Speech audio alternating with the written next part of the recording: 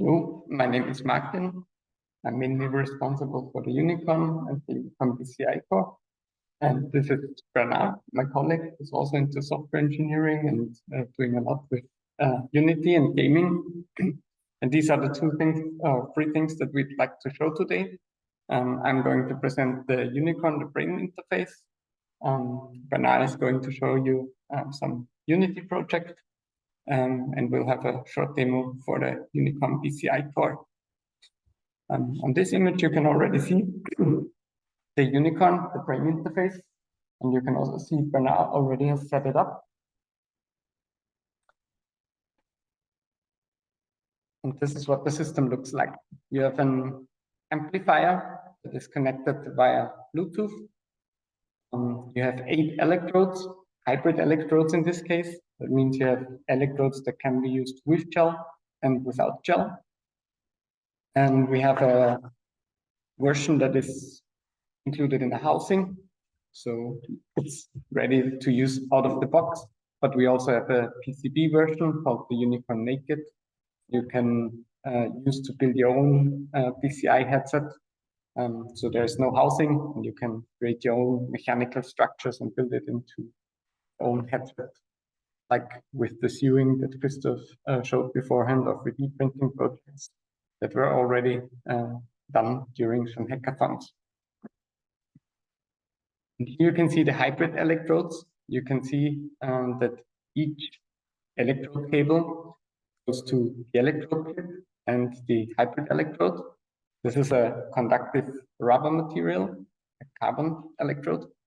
And you can use this electrode with gel and without gel. So you can see it has pins. So these pins go through the hair. And it's important that they touch the surface of your skin so we can measure the electrical potentials there. And dry electrodes are usually a little bit easier to disturb. So if you want to improve the signal quality, you can put electrode gel through the hole in this electrode. And for the Unicorn, we have 8 hybrid electrodes and 2 sticky electrodes for as a reference potential on the master gears left and right. And here you can see a little more built view. So if you disassemble or assemble the Unicorn, you simply slide the electrode onto the electrode. You can see the hole that you can use to put gel to the electrode to improve the signal quality. So here are some specs, some hardware specs for the Unicorn Hybrid Black. So we're using a Bluetooth serial port profile or RFCOM. So that's a serial interface, so we can stream data with a high data rate via Bluetooth. We have a high signal to noise ratio because of a 24-bit resolution of plus minus 750 millivolts. And we have a sampling rate of 250 hertz. So it's important to have a high time resolution. We achieved that with the 250 hertz sampling rate, and a high amplitude resolution. We achieved that with the 24-bit resolution. And additionally, we apply strategies like oversampling to increase the signal to noise ratio, because EG is in a very small amplitude range, in a microvolt amplitude range. And therefore, we need to have a very precise system with little noise. So we have the hybrid electrodes as well, as I mentioned before, for dry and gel recordings or wet recordings. And for the Unicorn, you can see that we have 8 electrodes placed all over the cortex. So 4 of the electrodes are at the back of the head for visual paradigms. We have 3 electrodes over the motor cortex. That's where you can measure hand or foot movement. And we have 1 electrode a little bit more to the front, so you can also measure EG or use it for neurofeedback applications or similar EOG.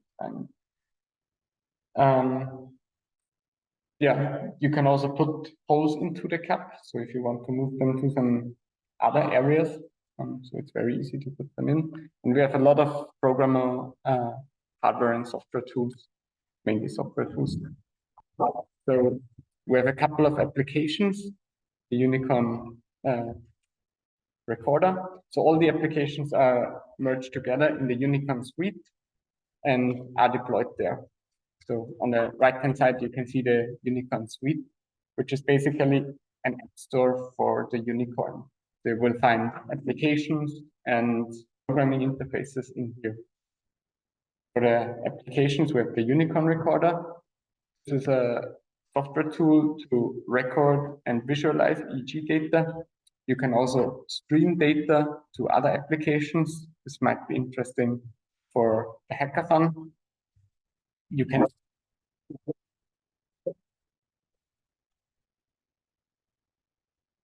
feed triggers into the Unicorn recorder, and Unicorn recorder automatically synchronizes triggers and data.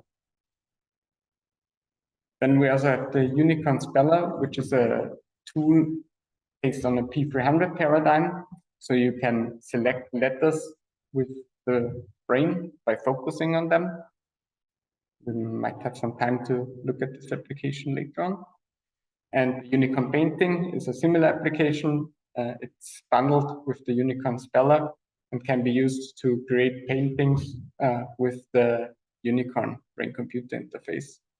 So by simply focusing on flashing letters, you can move a pen and create paintings step by step. Then we have the Unicorn Blondie check. This is a neuromarketing application. So in this application, you will have images that are flashing, and whenever a flash occurs, some response is triggered in your brain, and whether it's more or less interesting, the images are ranked more to the top or more to the bottom.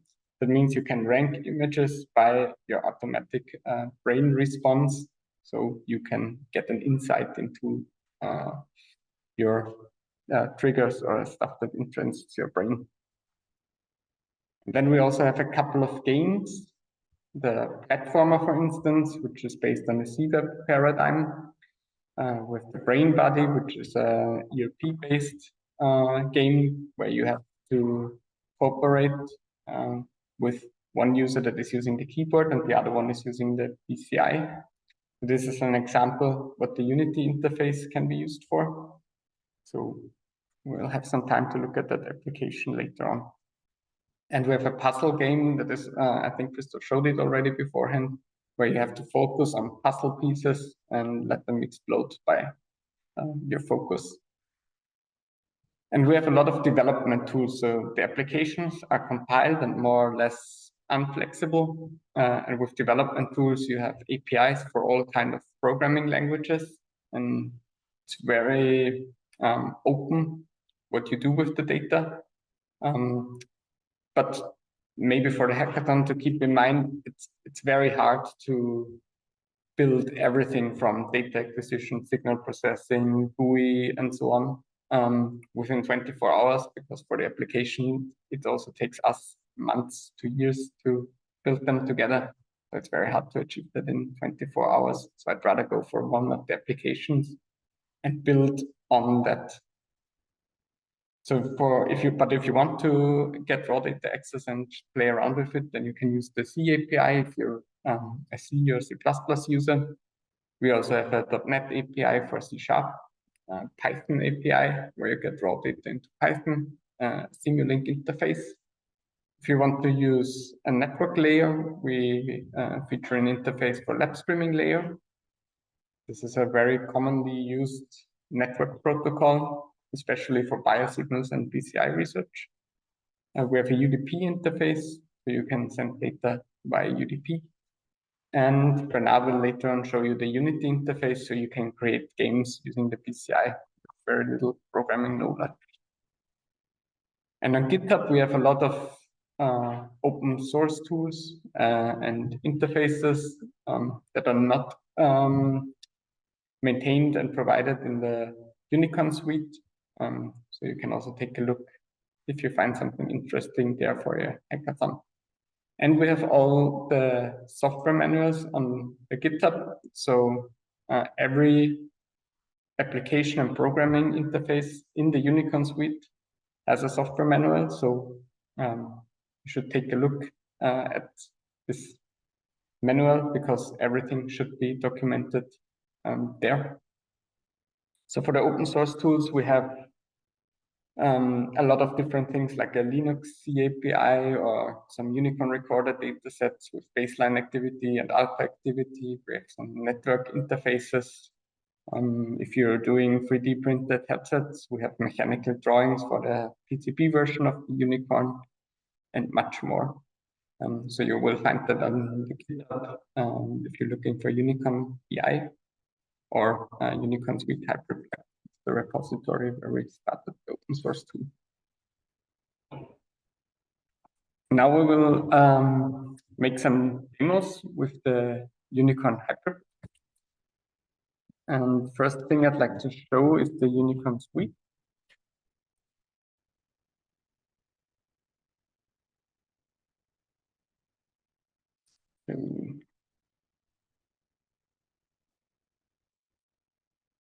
This is the Unicorn Suite that I showed beforehand. Right now we're in the app section, so you will find all the applications in here, like Unicorn Recorder, Scala, Painting, BlondieCheck, and so on. You can also find all the development tools in here. Some software tools require a license key, and you can activate and deactivate the license keys in the licenses section. During the hackathon, we can provide licenses, so make sure to contact us later on for the license keys so we can help out some. We will just need your name and email address therefore. In the My Unicorn section, you can pair with devices and check if your PC is configured correctly. So in this case, all of the icons are green, and we perform a connection test. And then we will start with some live demos. So you can see we already pre-assembled a device on Bernard. And first thing I'd like to show you is how to check the signal quality and get some good quality EG. Right now, there's no gel or anything inserted in the electrode, and we have raw data that we're looking at. And we didn't assemble the reference electrodes yet. Therefore, we just see EG floating nowhere, and we don't have EG activity yet.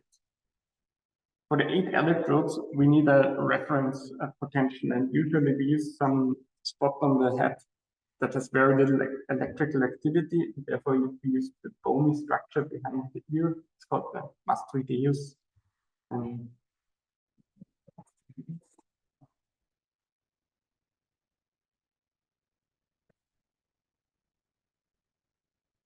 One electrode on the left and one on the right. So ground and reference electrodes.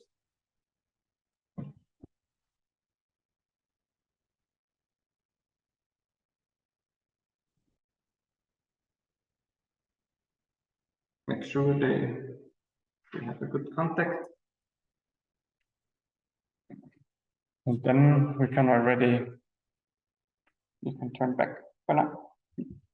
We can already see EG. Now we have dry electrodes, so that means we didn't insert any gel yet, and dry electrodes are a little bit sensitive. So if Bernard is moving, you can see it directly, or if I'm moving my head nearby, you can see that directly. So it's easy to disturb the signal, but if you sit steady, you have a steady environment, then you get good EG signals.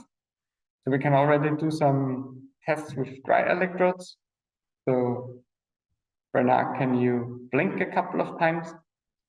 So now we can see eye blinks on the first couple of channels. Bluetooth hang up.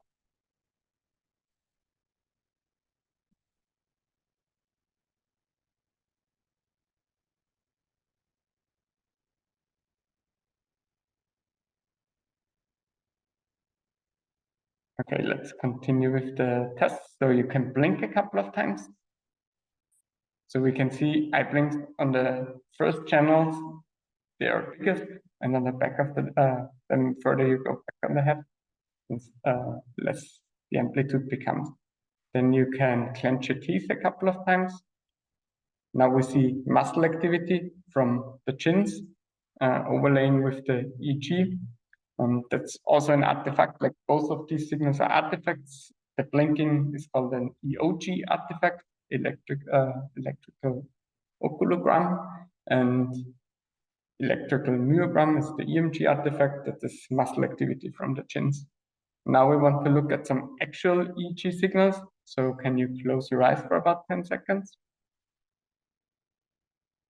Now you can see that the signal changed, and there are some oscillations at around 10 hertz, and that is considered alpha activity and is actually coming from the brain. So as soon as your visual cortex relaxes, the neurons synchronize and you can see alpha activity. And as showed beforehand, with electrodes, we can easily disturb the signal. So if I'm walking around nearby, or if I'm touching moving around nearby, we can disturb the signal. And to improve the signal quality, we usually add some gel. More gel.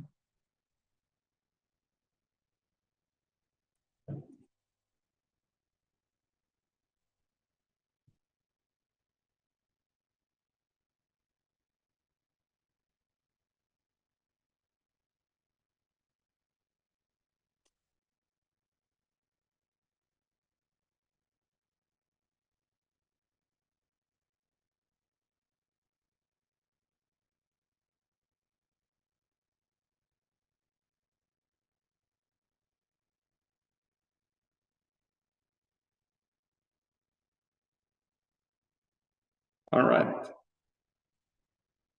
Now we can put the signal a little bit.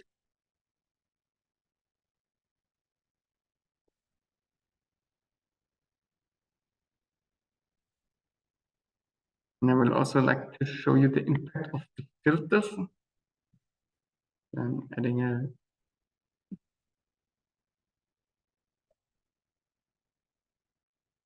So without notch filter, you can see that the signal is a bit noisy. So especially channel 3, a bit noisy. And as soon as I add a notch filter, you can remove the power line hum. So if you're looking at channel 3 now, it immediately looks less noisy. This is because we have cables and lights and the power line at 50 hertz in Europe. And we will find that frequency in our EEG traces as well. And that's usually some signal that you don't want to have in your EEG. That's why we remove it with a 50 hertz notch filter. If you're using dry electrodes, you might want to add a scaling notch filter because dry electrodes pick up way more noise than gelled electrodes. And you will find the 50 hertz peak in 50 hertz and multiples like 100 hertz and so on. So if I'm adding the cascading notch filter, for our gelled electrodes, it looks quite similar. For dry electrodes, you might have see some differences.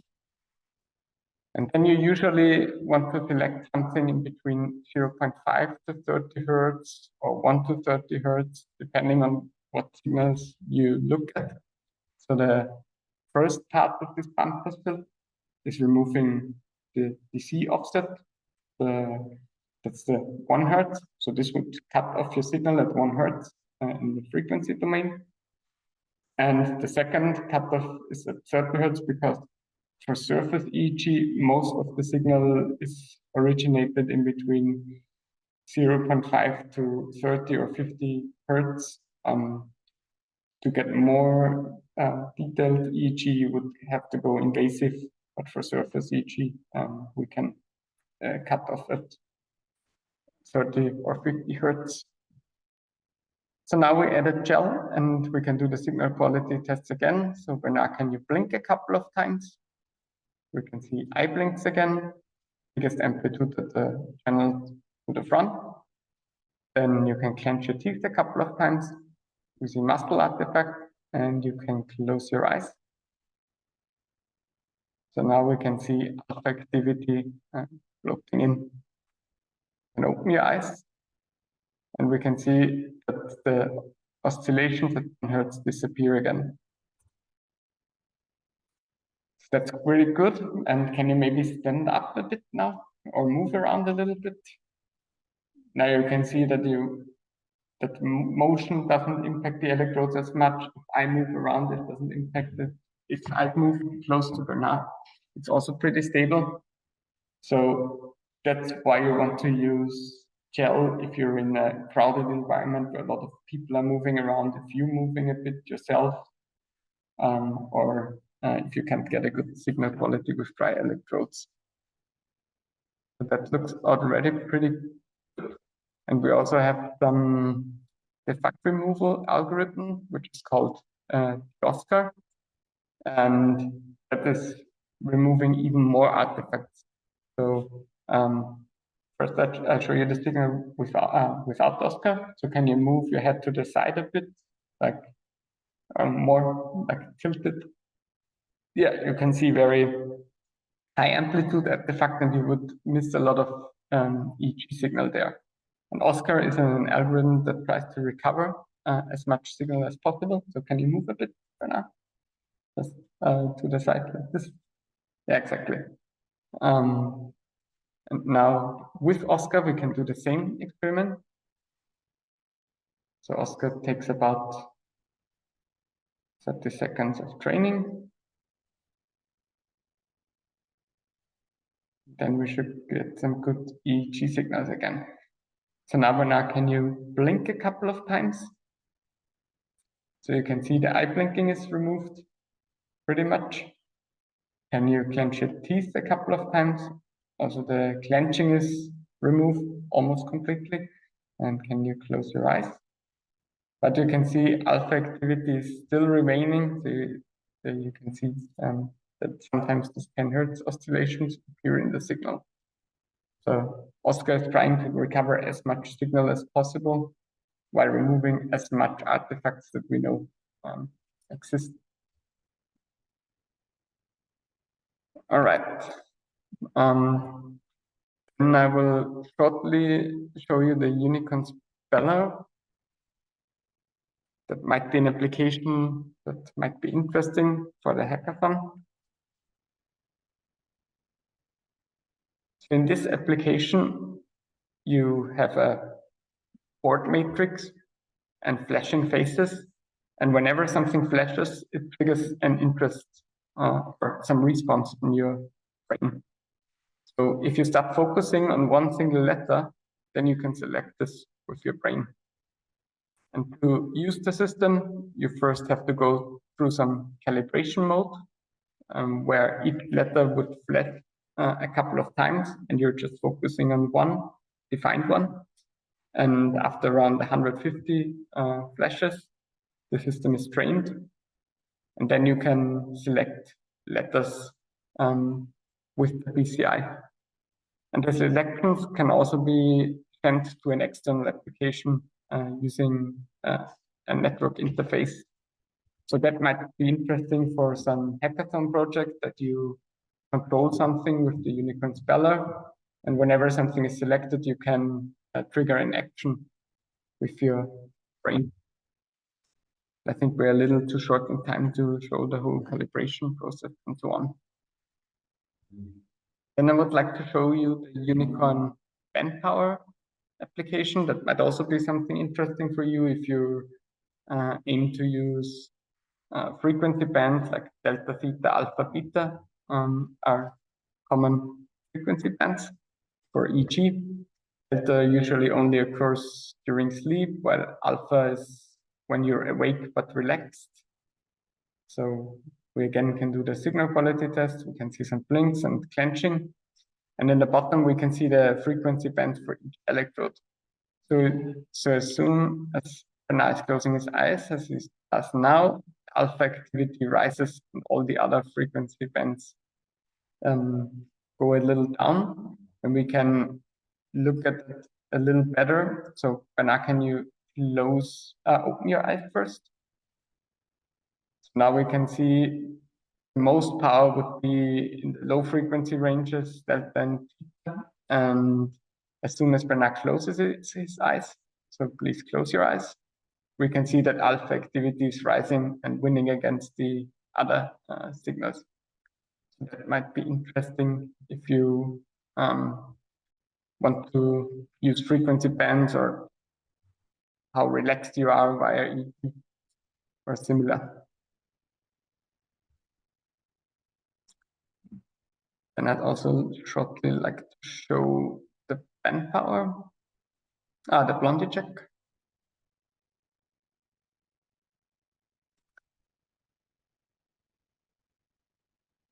As mentioned before, the Blondie check is some neuromarketing tool where you can train the system to rank images by the brain response. So we have some picture sets here, like grayscale images versus faces, or faces that you know versus faces you don't know, or logos and so on. And first of all, you also calibrate the system by training to some picture set. And then after training, you can rank picture set and test the system. So we can make some quick tests. It takes about a minute of training time. It's a very fast demo. Therefore, we should have enough time for that. When I hope you can see the flashing via Zoom, but images are changing constantly, and there are a lot of grayscale images, and sometimes there's an image of a blonde lady, and we estimate that the grayscale images create less less interest in your brain than the face, and that's what the system is trained on. So after looking for a minute to the image flashing, we can make a test and see if it's really working.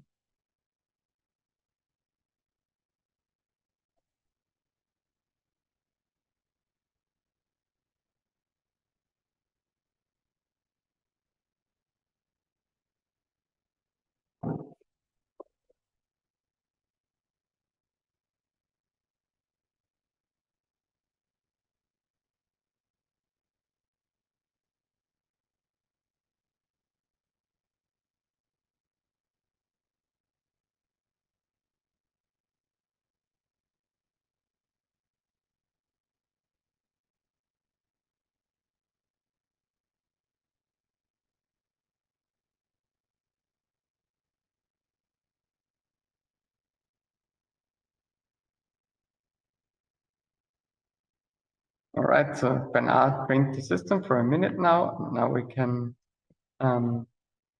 test if the signal can detect. If so, then the calibration was successful. And if not, then you should consider checking your EEG traces and retraining the system because the classifier wasn't able to be trained well.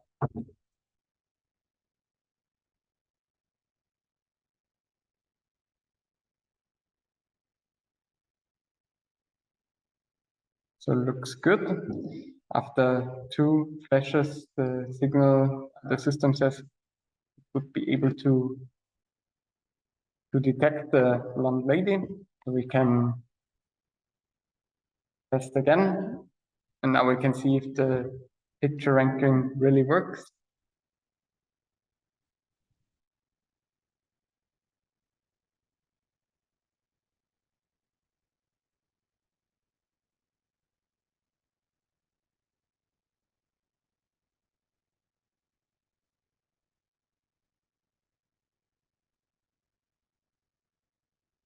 So as you can see, rank 1 is the blonde lady with the biggest score. That means the system was able to identify the blonde lady and differentiate it from the grayscale images. And you could use that system for all kind of picture data sets. So if you train it to food that you like versus food that you don't like, then you can rank food with it. if you train it to faces you know versus faces you don't know, then you can rank. You can make some lie detector if you know people or don't know people. And you can also train it to grayscale images versus faces, whatever you want, logos that you like or don't like. So that's what you can do with the g.tec, with the image ranking system.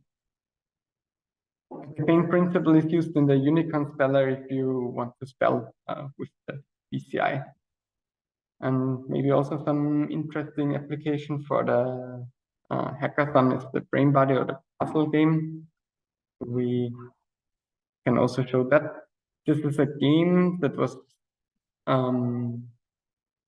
designed with the Unity interface. So it also includes an ERP paradigm. So it means, again, when something is flashing, then it triggers some interest in your brain, and you can use that to control a game. So again, you first need about a minute of training. And the task for this training is again to just look at the screen, and whenever something is flashing, it's triggering something in Bernard's brain.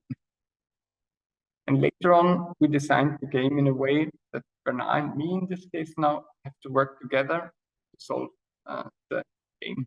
I'm controlling the keyboard and moving the avatars, while Bernard is controlling the BCI.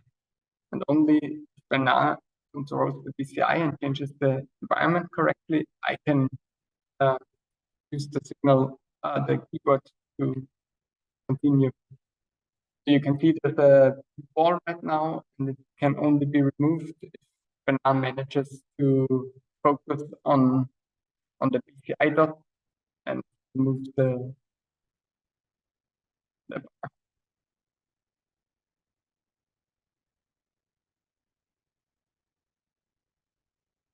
We didn't get a good classifier. That's why we should retrain it. But I hope you can see here.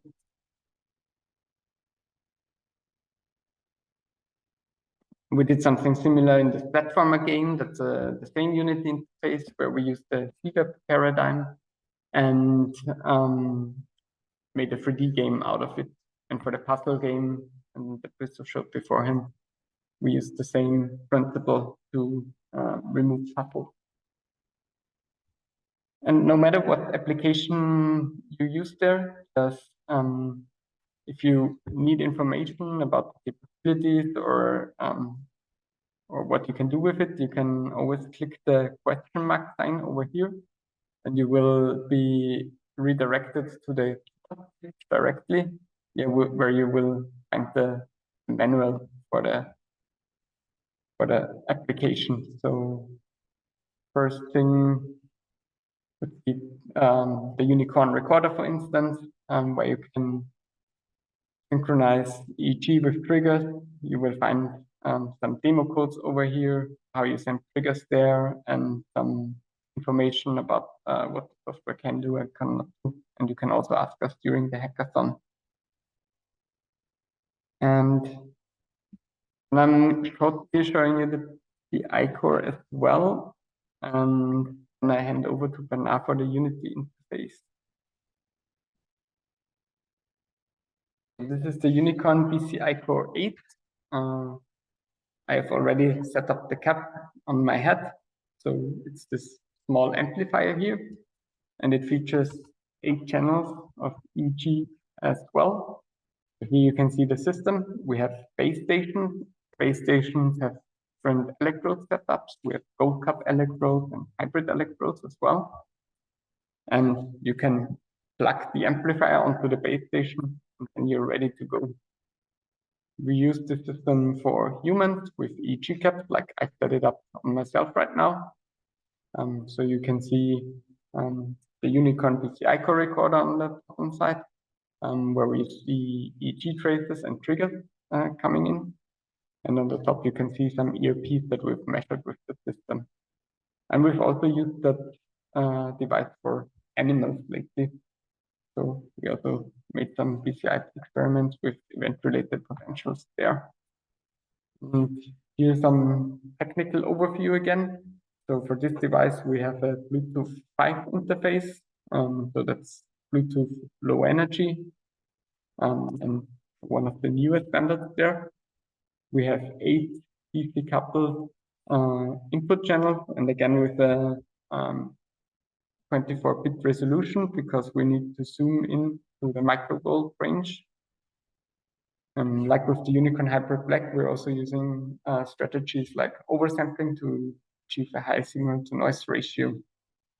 For this device, we have an input range of plus minus 150 millivolts, a resolution of 24 bits for the amplitude, and for the time resolution, we have 250 hertz.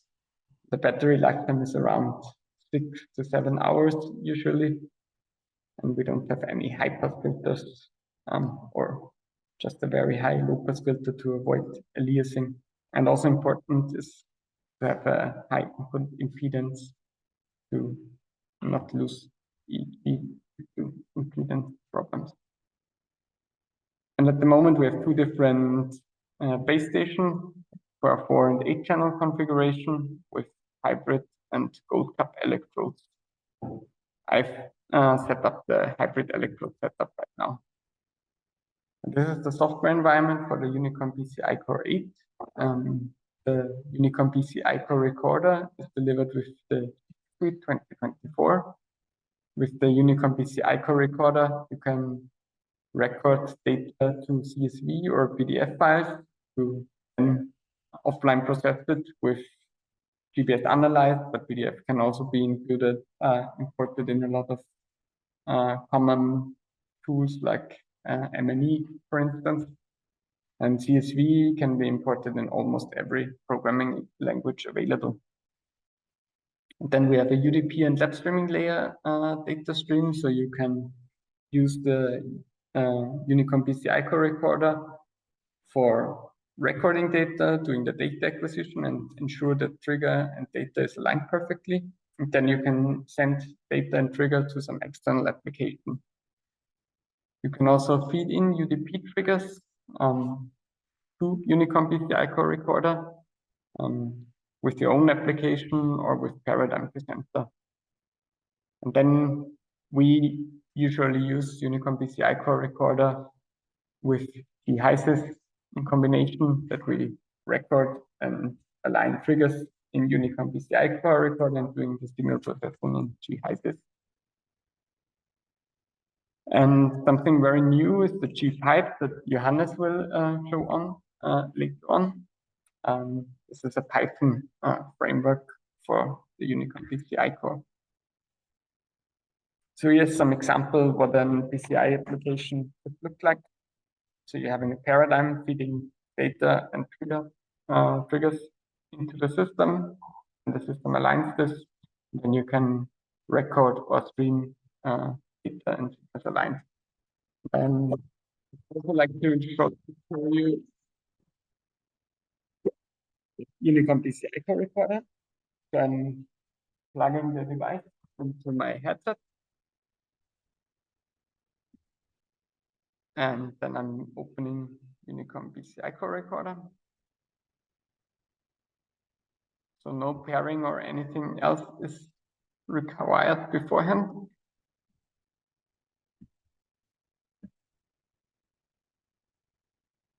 And I'm using the system with dry electrodes right now. We can check if we can get some good EEG signals.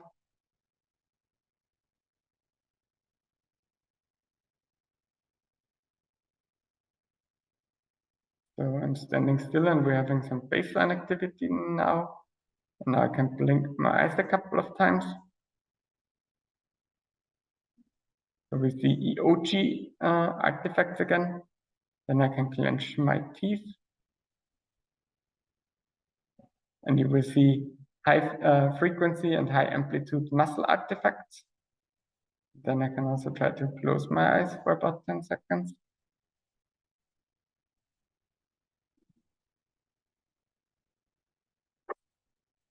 And you can see some alpha activity as well. So you can do the same things with the Unicorn BCI core and the Unicorn Hybrid-Black. It's just two different applications, the Unicorn BCI core recorder and the Unicorn recorder. One is in g.tec Suite 2024 and the other one is in Unicorn Suite. Exactly. And you can also see while I'm moving now and talking, the EG turns bad. That's why you want to stand still, relax, and do not move or talk or anything else while performing a BCI experiment. And with that, I'd like to hand over to Bernard for the Unity interface. Where's the PowerPoint?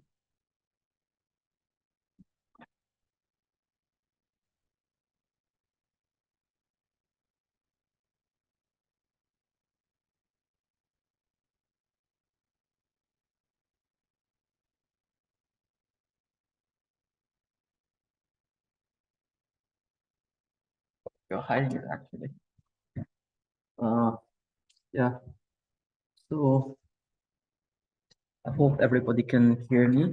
And so my name is Bernard. So I'm going to show you how to set up the Unity interface for gaming. And unfortunately, we are running out of time.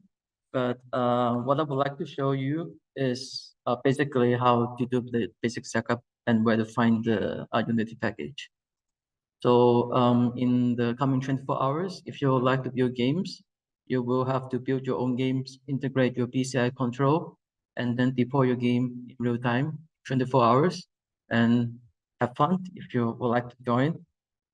And then, yeah, I'm not going to show examples because I already showed on Friday and Martin also showed it. So basically, it's like all-in-one platform where you have the backend, front end, and logic also all embedded in one single application, which is in Unity. Yeah. So from now, you can think about what are you going to create this 24 hours time. And we're going to use our Unicorn Unity package, and it's a SDK for BCI applications using event-related potential, as Martin also said. It's signal processing, visual stimulation, and game, everything combined together in one single applications. And for your information, we are using evoke potential, which is like single stimulations where we are tracking the EEG response based on one single stimulation. And obviously, there are different type of visual evoke potential, but in the Unity package, we're using the basic version of it.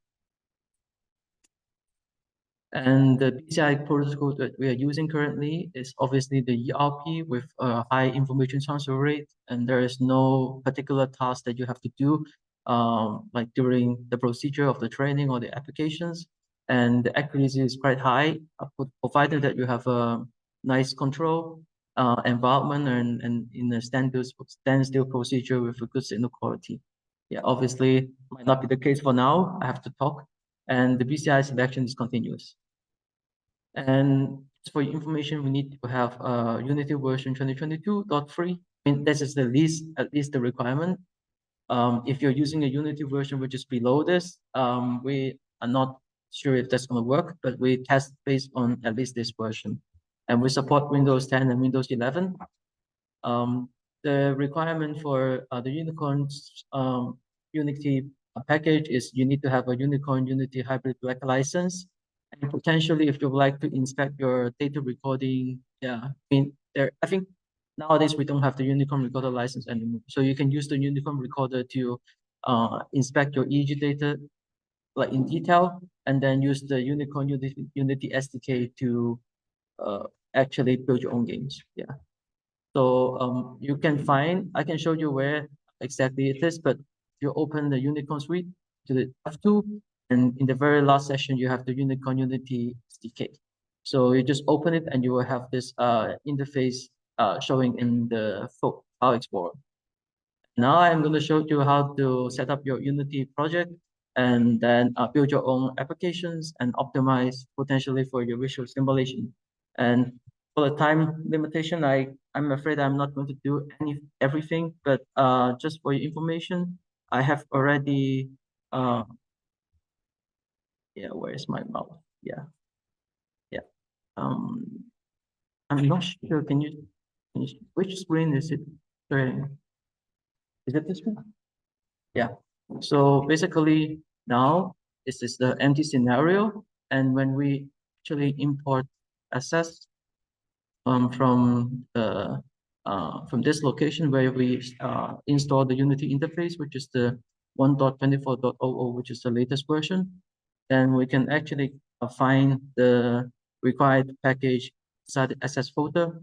And we can go to the g.tec folder. The Unity interface. And then here we have the prefabs. And in the prefabs, go to the BCI folder. Here we have different options. And if you would like to do a motion ERP, which is changing the ERP response based on the movement, you can go with the 2D or 3D, or if you like to go with just ordinary visual evoke potential in 2D, then you can just drag either one of them. So for now, I'm going to drag the ERP visual ERP 2D model. And now actually we have our system ready to use already. So that's all you need to do. And if you go into the devices, pipeline, ERP. So this is the setting that we need to have for the ERP package. So then we go to the ERP paradigm. And here you can see all the details that we need set up for the training.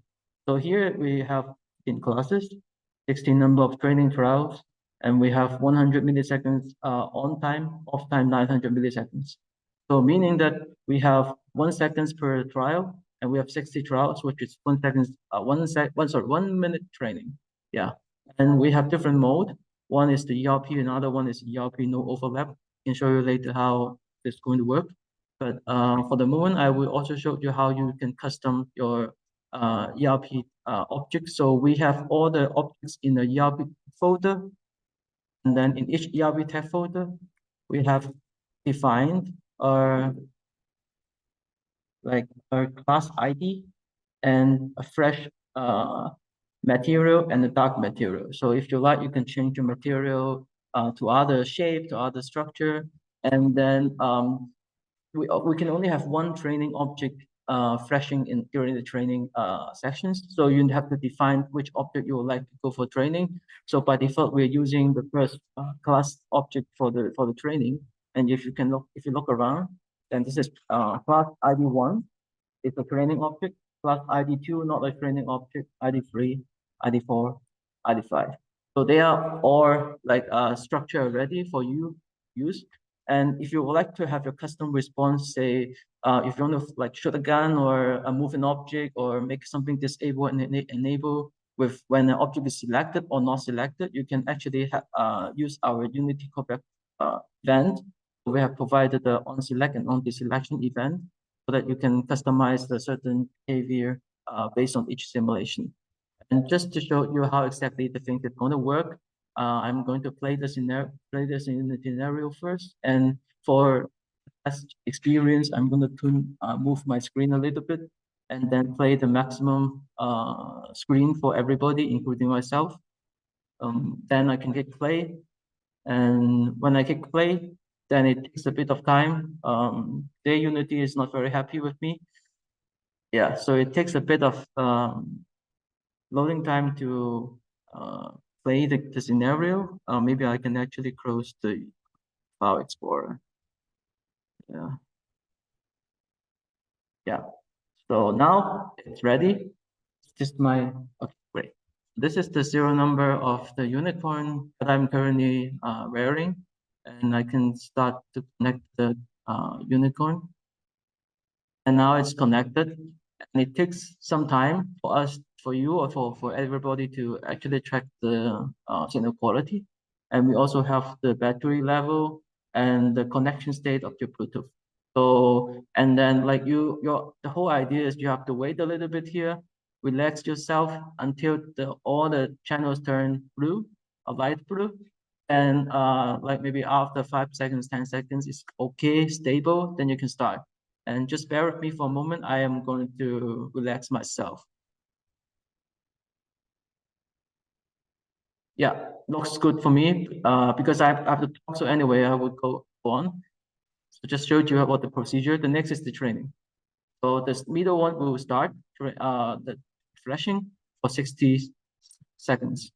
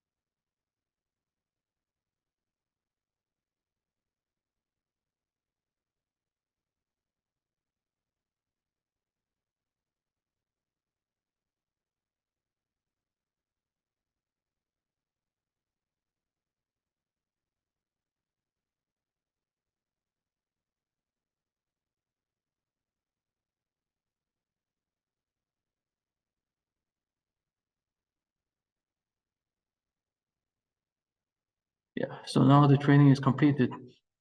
And then we have to wait for some time and we will get a training classifier. And currently, because we're in an edited mode, so it will take a bit longer, I guess, for generating classification result. And usually in the real-time applications, if you build the game directly, then you will have a result in say 5 seconds. And today, yeah, it's a bit slow for Unity at the moment. Yeah. So yeah. Yeah, but you can still see that my EEG is responding. It's just that the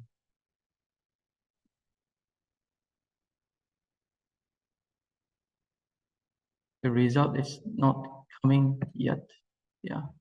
So yeah, it's coming. Yeah. So it's just that today the computer is running Zoom and then Unity, and we have before we have MATLAB coming at the same time. So the whole computer is being overly used. So if you minimize your setting and just use Unity, then you will be able to have a perfect result. And the whole idea is we start looking at particular objects, and we will see that it start to flash. Uh, we have the selections in say 3 seconds. When I look at this one, 2, 3, yeah, then we can select this one. You can see 1, 2, 3. Yeah, I mean, at the moment I cannot have the perfect control, but anyway, I just want to show you exactly how it looks like. If you don't have the unicorn, but you would like to participate, you can actually fix the system. You have a simulator or a BCI control by using your mouse, your fingers, and click on individual objects. It can simulate a BCI control. And also, let me disconnect my unicorn and stop it. Yeah, great. So, and basically what we can do is we can have some settings here. As I said, if you want to make the whole procedure faster, you can set the number of training shorter. They say for maybe 30 numbers of training trials, or you can make the on time and off time shorter. So, and then if you have 5 class here only, then you can optimize your RP paradigm by setting this to 5 because you only have 5 class. And every on time of each object will be around 200 seconds. Sure. on time 100 seconds, but then 200 seconds off, 100 second off time. And if you want to have just a continuous ERP flickering without any wait in the middle, then you can just use a ERP with no overlap, and then you can set the same number of class. Then you just need to set the on time. And in this case, it will be around 5 times 200 times 60, which is also 60 seconds. Yeah. So if you just want to have it 100, it's like will be 500 times 60. Then in this case, it will be 30 milliseconds long, 30 seconds long. And the last thing I want to show you is how do we actually link our control. So basically, for example, if I would like to build, I would like something to disappear and appear with time. When I select object, for example, if I select the object in the middle, I would like the to appear and appears and disappear. So what I have to do is to go to the on selections, and I just drag the object in here, and then I have the game object here, and I can set the object back. And at the same time, if you want to select it, we just drag it, and then go to the game object, and then set it back. So in this case, when the selection is when this object is selected, and the corresponding cube will be active, and then if it is deselected, then it will be set to inactive. And just to make it faster, I'm not going to use the connections with the unicorn, just with a simulator. I also want to show you exactly, we actually have a simulator settings that you can choose in case you don't have a device. So here, this is my device that is currently using, but we can actually use a unicorn simulate, and basically, yeah. Wait a moment. Yeah. So I forgot to turn this off. Yeah.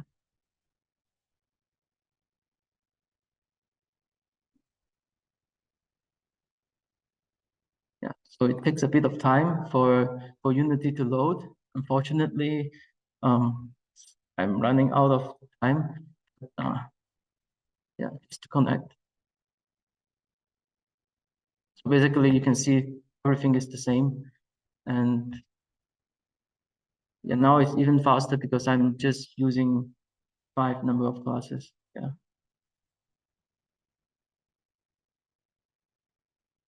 I hope Google will not be angry. I'm running I'm 2 minutes out of time. Yeah. Yeah. Yeah.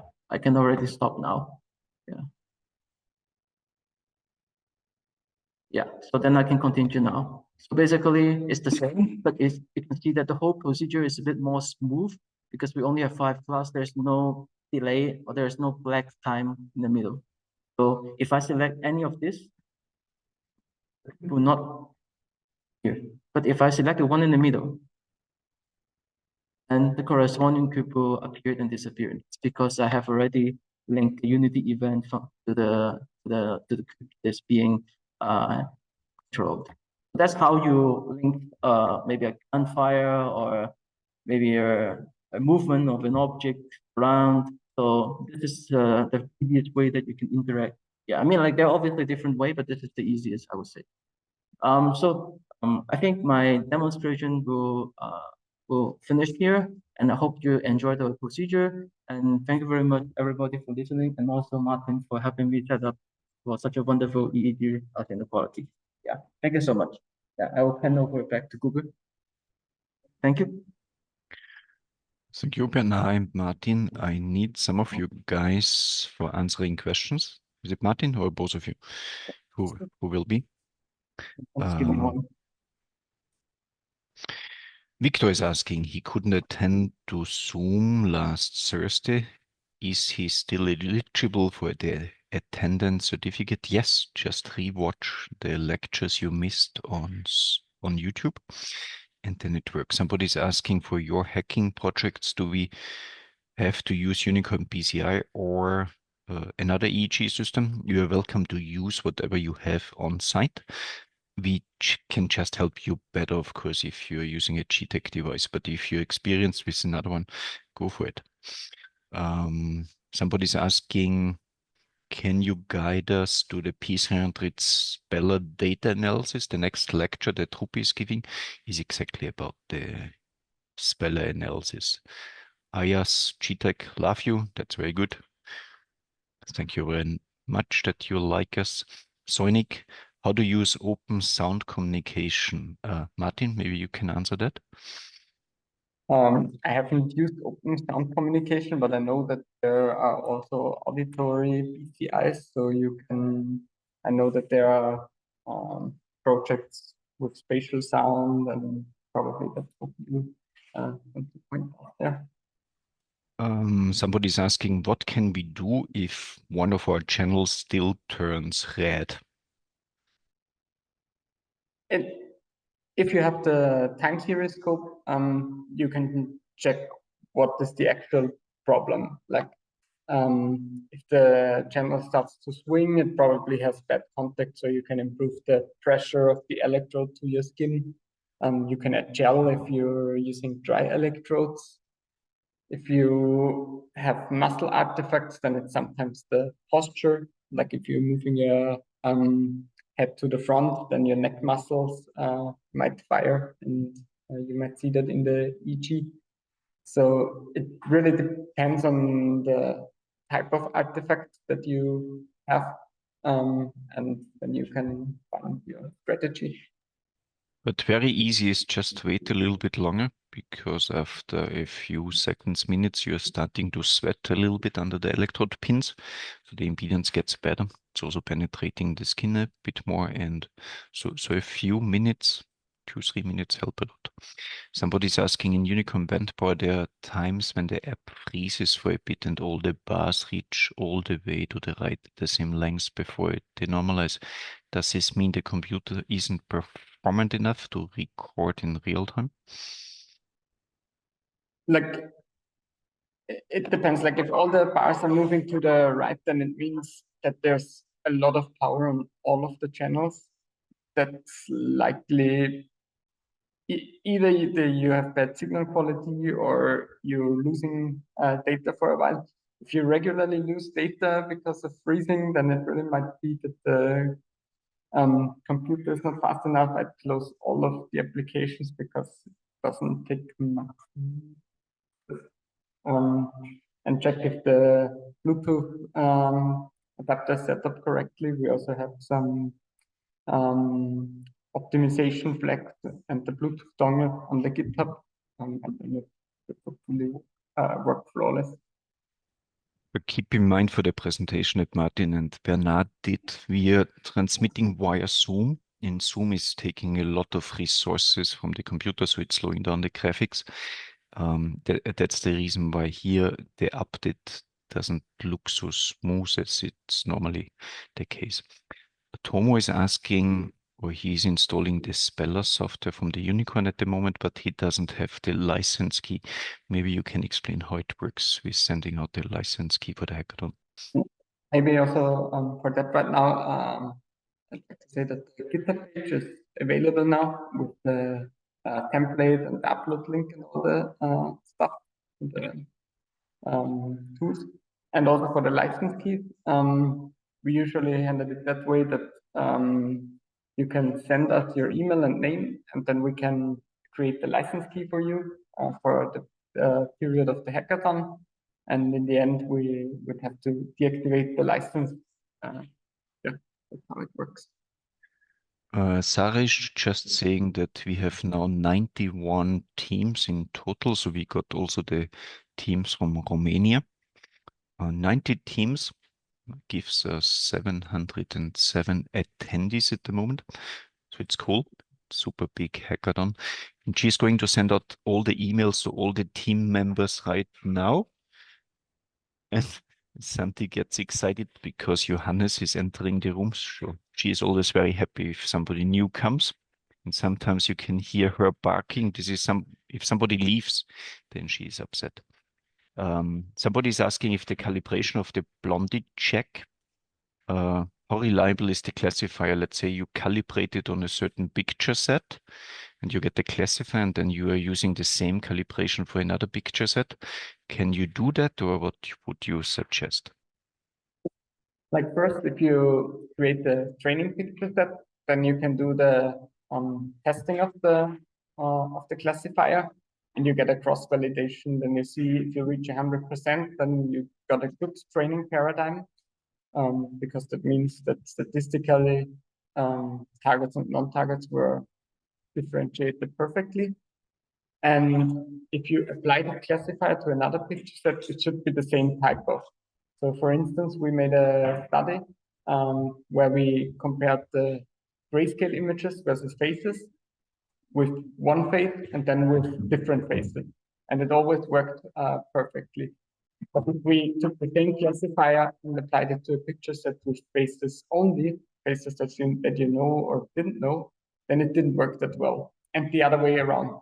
But if you trained to faces you know versus you don't know, you were able to classify faces you know versus you don't know perfectly. So that means the type of images you train on should be the same type of the images that you're ranking with. Then it works pretty reliably. And you know, Blondie-check is actually a politically incorrect name, but it's funny.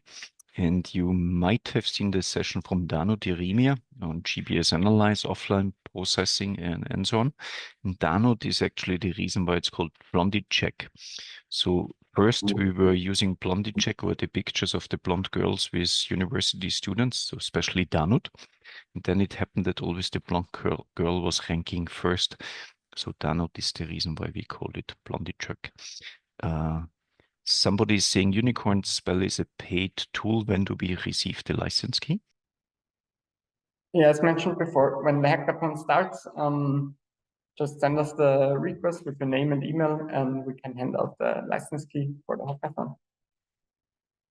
hackathon. Amina is saying, can anyone access the data set on GitHub Unicorn? Because it shows an error when we try to open the data set. I think Rupert, Johannes, and Sebastian will show how to open the data set to work with them. Yeah, the reason is very easy. So the official hackathon starts at 12. So the data sets will be uploaded at the same time for everybody, because theoretically people could start well ahead of all the other teams, but everybody will get exactly the same time. So you will receive all the material at the same time. We cannot access the data sets on GitHub. How can that be resolved? By just waiting a little bit more, and then it's done. And Super Sheen is asking if the signal to noise ratio is positive or negative.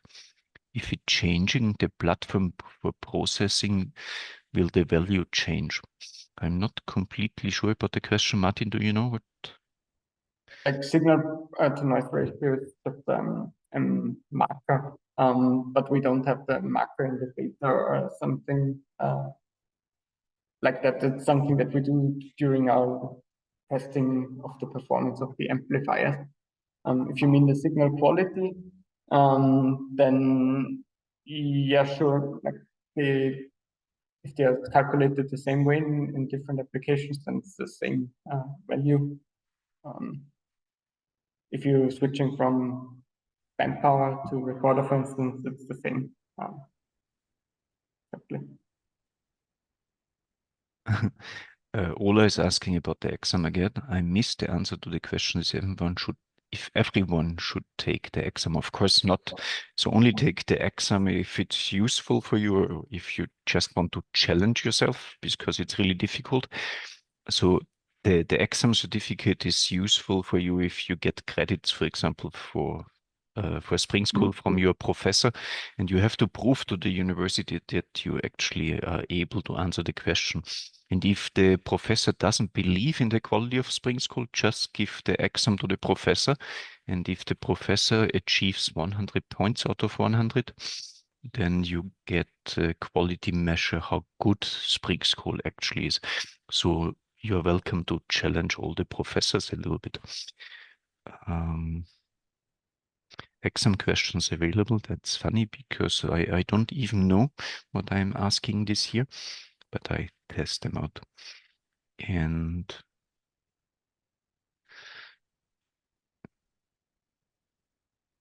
Ola is in finances. That's very good. So if somebody needs grant money or financing, speak with Ola, but next year becoming a student again. Very good.